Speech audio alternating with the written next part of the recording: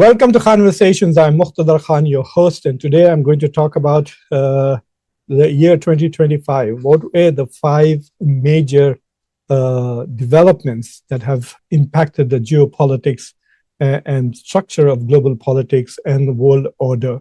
That's the question I'm trying to answer in this conversation. What were the five most important events or developments or changes that are impacting the global order? But before that, if you have not already subscribed to the channel, please subscribe to the channel, like this video, press the bell icon so that you get notifications about future videos, and don't forget to share this with your socio-political network. And let me also wish you all in advance a very happy and prosperous 2026. May you achieve all your dreams and your hopes in that year. May it be genocide-free, may it be free of wars, and I hope that there is more peace and more prosperity in this world as we go forward. So the first and the most important event clearly was Donald Trump's second term and his new foreign policy, which is completely mercantilist, driven primarily by tariffs. He's using tariffs as a policy instrument to achieve anything that he wishes to achieve. So this particular development by the United States has completely disrupted global politics, global order, and I think that it is clearly the most impactful thing, and I'm sure no one will disagree with me. They may have qualitative judgments on it, but they will definitely acknowledge that the biggest impact on the global order, on world politics, and the balance of power this year has been Donald Trump's tariffs regime, which has completely overturned the global economy in many ways. What it has done in many ways is reordered and has put a lot of pressure on the global supply chains. Countries like India, which thought that they were close allies of the United States, have been straddled with the highest tariffs, along with Brazil, which is over 50%. So they don't know how they stand with the US. Brazil is wondering if is it coincidental that two prominent members of BRICS are experiencing the highest levies of tariffs, or what. So there is all this perception as to what is driving Donald Trump's tariffs regime. They disagree with him. Even American economists feel that it's going to have a deleterious impact on America's economy. The primary reason for this are essentially, I think, twofold. Donald Trump wishes to reindustrialize America. He feels that the globalization and the free trade regimes that dominated in the past have essentially reduced America's capacity to manufacture. And as a result of that, great jobs have been lost to China and to other parts of the world. So he's trying to not only reindustrialize America, but also bring back jobs, which I think he's going to fail there. Because even if jobs do come back to the United States, if he forces countries to invest in the US, as he has compelled and countries have agreed, the Gulf countries have agreed to invest trillions of dollars. Japan is committed to investing about $550 billion.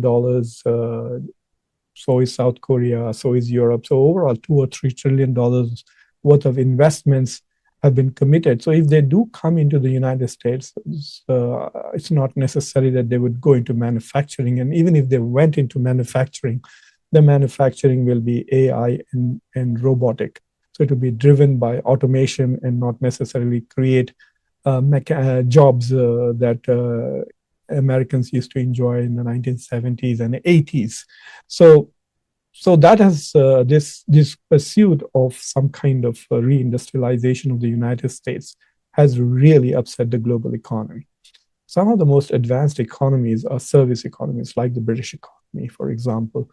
So America trying to reverse the developmental cycle is really a very tall order, and it will lead to isolation and definitely shrinkage in the global economy as well as in the United States.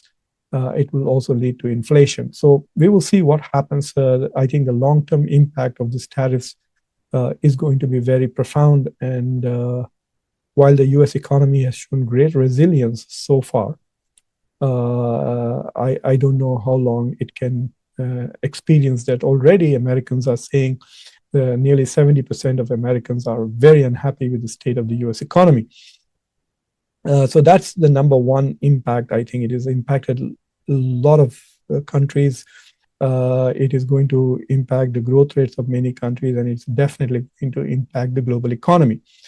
The second big geopolitical development was all the things that Donald Trump is doing for Israel. And this Israel first aspect of Donald Trump's foreign policy, in which he has given Netanyahu whatever he wants, to the extent of putting pressure on the Israeli president to pardon him for all the crimes he has committed and is being prosecuted for.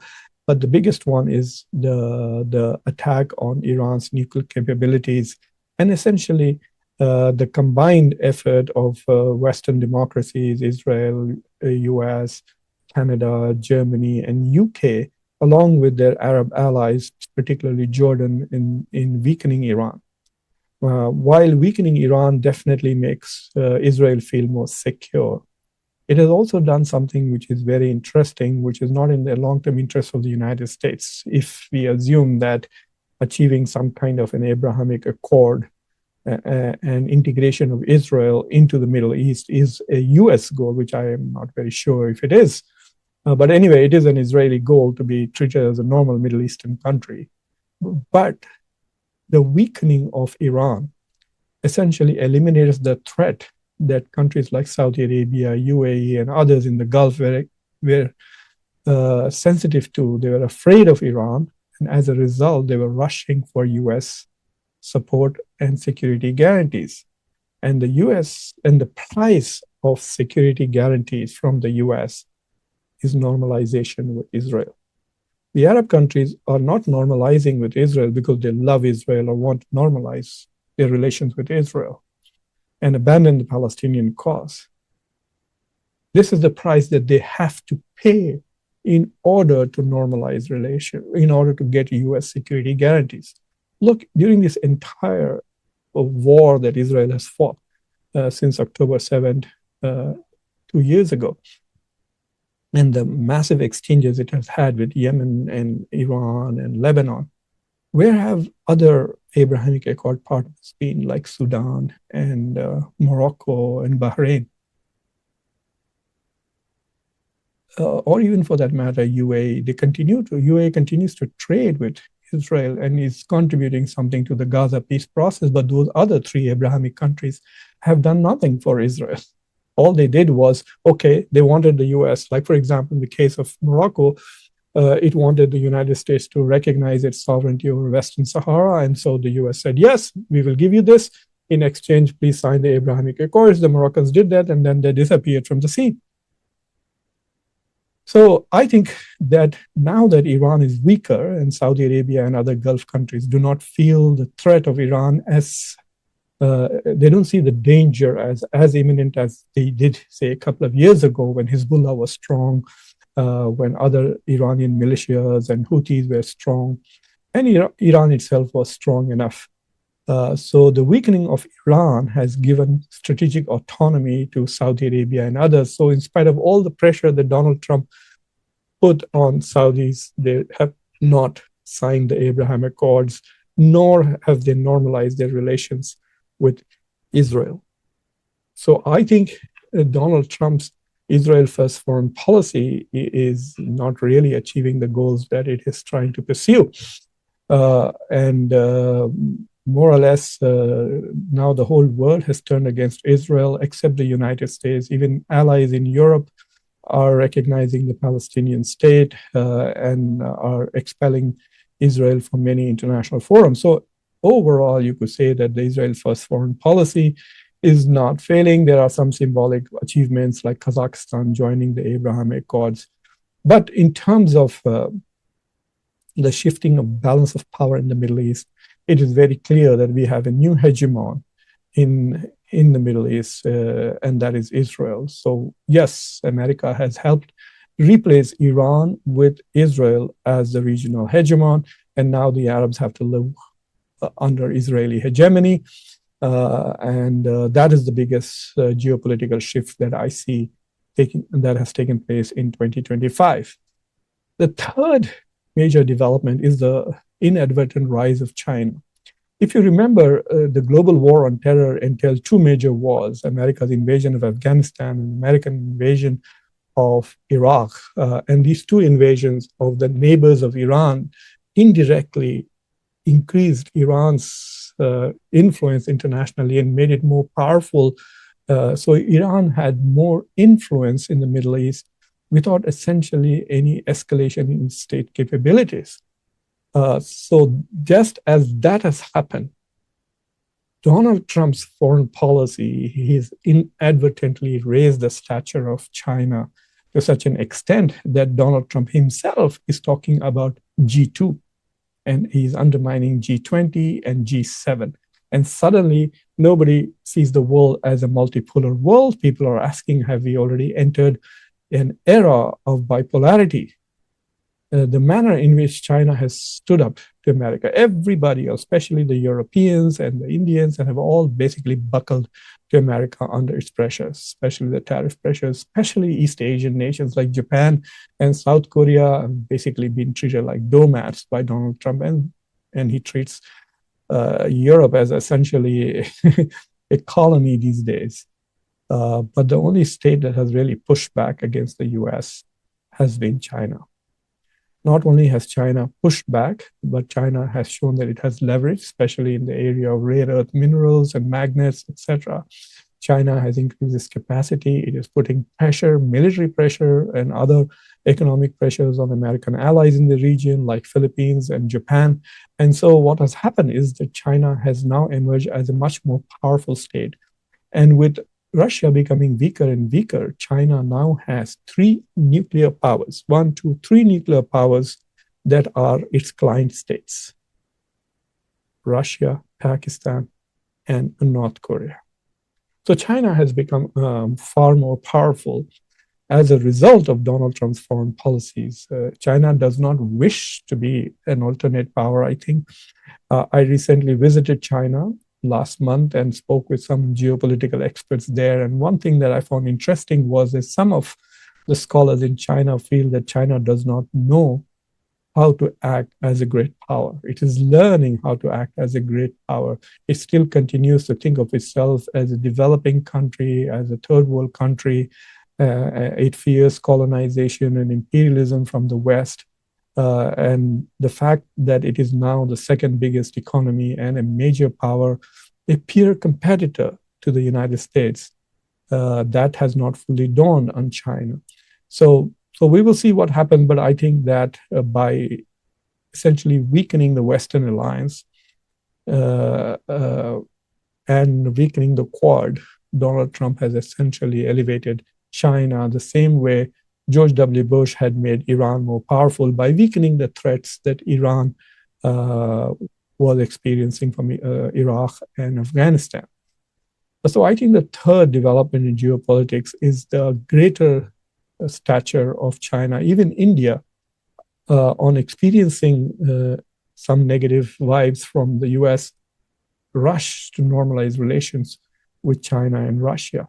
And similarly, more and more countries are turning towards China to cope with the aggression, the indecisiveness, the whimsical policies that are coming out of Washington. So Beijing now looks as a stabilizer of world politics, and the United States as the disruptor. So Washington is the disruptor, Beijing is the stabilizer, and that has been the biggest shift that has taken place in 2025. The fourth development, I think, and which could have a long-term impact on US foreign policy as well as regional dynamics in Eurasia, in Europe, is the growing divide between the US and Europe. A lot of people in Europe see the new national security strategy statement that was issued last month by the Trump administration as essentially that America has filed divorce papers with the US. The US clearly does not see Europe as an ally at the moment, and their commitment to while they continue to state that they will protect and defend Europe and fulfill their obligations to Article 5 of NATO, the manner in which Donald Trump has completely reversed American foreign policy with regards to Ukraine. Europeans see America standing more closely with Putin and Russia than with Zelensky and Ukraine. In fact, the manner in which Donald Trump treated Zelensky in his office is like a symbolic, shall we say, it's like an artistic expression or portrayal of where the US commitment to Europe lies, which is very weak. And then this talk of the erasure of Europe and its civilizational decline, all of these discussions very clearly shows that the US does not essentially care about Europe anymore. And what it does is, who knows, it may propel Europe to become a more powerful player to balance the US. But I don't see that. And the Europeans who continue to think that they can sway Donald Trump essentially have, unlike India, not worked hard enough to improve their relations with China. So they're basically stuck between these two powerhouses, between China and the US. So they're going to suffer from the military, shall we say, deficit with regards to China and the US. They are not even able to cope with Russia. But economically, they are also going to suffer from the US, whose economy seems to be doing phenomenally well. And if the future is going to be determined by artificial intelligence, then the US is still leading the world, followed closely by China in the arena of artificial intelligence. So Europeans are in a really between a rock and a hard place, the US and China. The fifth issue is basically the phenomena of artificial intelligence and its geopolitical and geoeconomic consequences. So there are two things that are going on before artificial intelligence becomes suddenly so big. It's primarily big because the US has now basically placed all its eggs in the AI basket. And we see significant developments in AI and its economic consequences. But what is also important is that because of the rise of China and the effort by the US and Europe to pressure and undermine China's growth, we saw the delinking and essentially de-risking of the global economy, which was basically once the Europeans and the US realized that China was the dominant economic force in the world today, they are undermining the very economy which made China so powerful. So this whole exercise of de-risking and delinking from the supply chain and reducing China's manufacturing dominance. China now manufactures or has the capacity to manufacture 50% of the global manufacturing capacity. So to undermine that, they have been adopting various strategies, friendshoring, and then nearshoring and de-risking and dealing. All of this has disrupted the global economy, and that is also causing a lot of disruption. People can see the chaos, but no one can see what's at the end of the tunnel. So they know they're going into a tunnel where there's going to be a lot of changes taking place, and you don't know what is on the other side. And that uncertainty has made it very difficult for countries to develop economic policies or even their foreign policy. So I think that is my fifth, this churn, this uncertainty with regards to global supply chains, the realignments that are taking place. Is NATO still a major force in global politics? Are Russia and India genuinely still allied together? Is Russia now essentially a client state of China? Why is Pakistan rising? What is going to happen in the Middle East with the decline of Iran? All of these questions, we don't really have clear answers to it. And I think that is the fifth biggest, this uncertainty with very serious consequences is the fifth driver of geopolitics in 2025 and will continue in 2026. So I think these are the five major developments which have dominated and shaped global geopolitics in the year. Number one, Trump's tariffs. Number two, Trump's Israel first foreign policy in the Middle East. Number three, the rise of China. Number four, the weakening of US-Europe ties. And number five, the disruption in the global supply chain and the global economy. So thank you for watching Conversations, and please subscribe to the channel if you have not already done so. Like this video, press the bell icon, share this video with your social political network. And I am absolutely delighted and grateful to all the support that you have given to us. And so thank you very much, and wishing you all a very, very happy